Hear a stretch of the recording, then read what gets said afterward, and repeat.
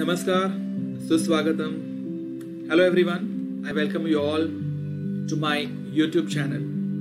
I am Professor Rugved, or as you all know me, Professor RBD, and let us continue with the next lecture in my playlist, Placement Interview Questions on C Programming, where you learn C Programming in a simplified manner. So in the previous lecture, we had started with the concept of unary operators, and we had also seen some of the important unary operators like unary negation, then unary not, unary complement, and even unary increment decrement. In the current lecture, that is the second installment of unary operators, we would be looking at the remaining unary operators in detail. Fine, so let's continue. So the next unary operator we'll be looking at is the address operator. Now, as you all know, whenever a particular variable is created, the memory would be assigned to that particular variable, okay, on a RAM. So every variable will have some address. Now, for a variety of reasons, I may have to work with the address of that variable. Okay, as we are going to go ahead, we'll be learning pointers, and you'll come to know why do we need address. So now we are looking at the mechanism of how to retrieve the address of the given variable. And that is what is the address operator. Again, it's a unary operator which is used to compute the address of the given operand. Fine, so that's the basic motive behind the address operator. Fine, so let's see how exactly we can use that particular operator. Now, one condition that we have, which is a very obvious one, that is it must use the operand as a pre-existing.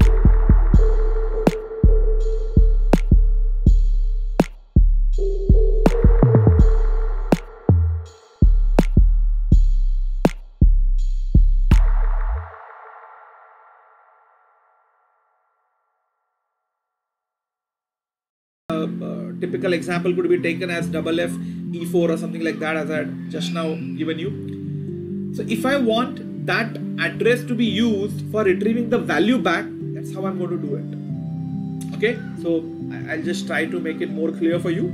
So when I go for A, I'll be getting 50. When I go for ampersand A, I have already given you whatever example the value might differ, double F E2 or whatever it's the address of A that I'm getting. Now, if at all I take up that address, I'm not going to put it like this directly. It will be stored in some variable which is called as a pointer variable. But currently, as we have not seen that, let me just take that address itself.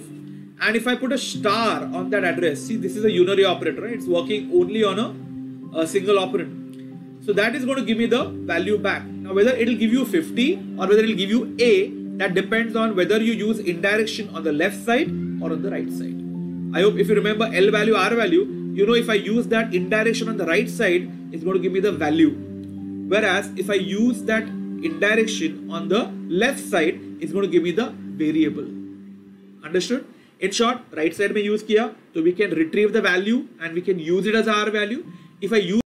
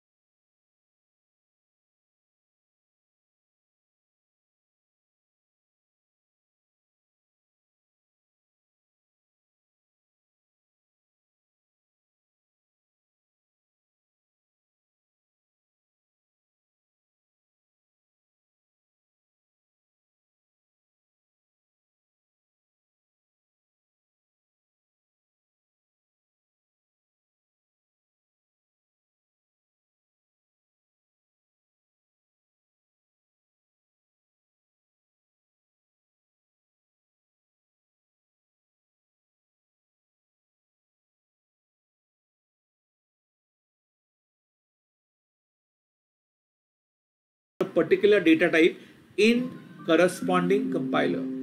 So if you run this particular statement in maybe a normal Turbo C compiler, you would get the answer as 2. But if at all you run this in a kind of a Linux compiler, then you may get the answer as 4. Okay, so that's how rather the things are going to behave. Yeah, I can even try this way.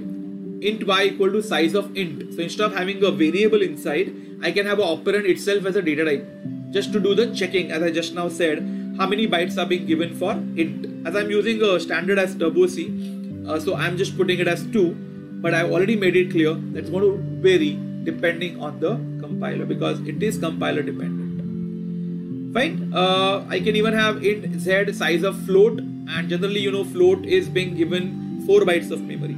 Now here you can do the testing. For example, if at all I do something like this, let's say a is equal to size of, okay, in bracket short or short int. Ideally, if you remember, I said int gives you 2 bytes, so short int should give you 1 byte, but sometimes you may surprised to see that it is not giving 1 byte, it is giving 2 bytes. So if you see 2, the theory is not wrong. but my compiler is not capable of giving you half of the memory. So it still gives you 2 bytes. Ideally, it should give you half of the original memory. Okay, so all such testings could be done using size of. Even you remember, if I do size of, let me do it orally, size of double, then it gives you 8 bytes. But if I do size of long double, it is not going to give me 16 bytes. It should ideally give me 10 bytes. All such things could be again tested using size of operator. Okay, but as I already said, the major use of this would be when we work with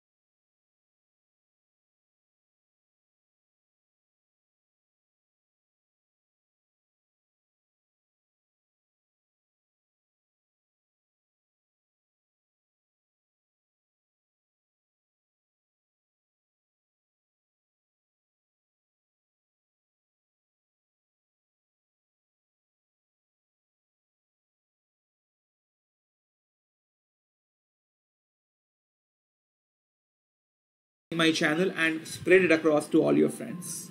That's it from my side for this video. Thank you and happy learning.